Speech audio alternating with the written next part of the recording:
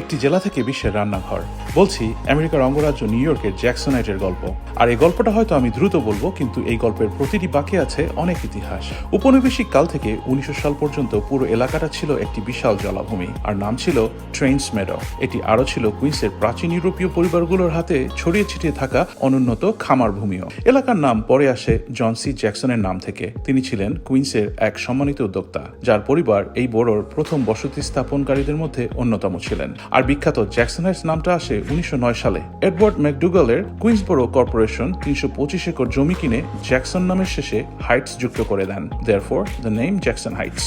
এরপর শুরু হয় এক যাত্রা। কলম্বিয়ানরা 1980-র দশকে প্রাধান্য বিস্তার করে, বিশেষ করে 37th অ্যাভিনিউ বরাবর লিটল কলম্বিয়া গড়ে তোলে। কলম্বিয়ানদের পরে মেক্সিকানরা বড় সংখ্যায় আসে। 1980-র শেষের দিকে 74 স্ট্রিটে শাড়ি, গয়না, ভারতীয় ও বাংলা সিনেমার দোকান গড়ে ওঠে আর হয়ে যায় লিটল ইন্ডিয়া।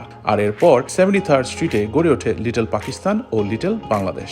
1990-এর দশক থেকে জ্যাকসন হাইটসকে বলা হয় নির্বাসিত তিব্বতীয় বিশ্বের দ্বিতীয় রাজধানী, দেয় আরও এক নতুন পরিচয়। তবে উল্লেখযোগ্য হলো 2023 সালের 26শে মার্চ 73rd স্ট্রিটকে আনুষ্ঠানিকভাবে বাংলাদেশ স্ট্রিট নামে দেয়া হয়। কেন বলুন তো? আর এসবই ঐতিহাসিক 7 নম্বর ট্রেনের শব্দের তালে তালে বেড়ে ওঠা। আচ্ছা, আপনি কোন ট্রেন নিয়ে সিটিতে যাতায়াত করেন?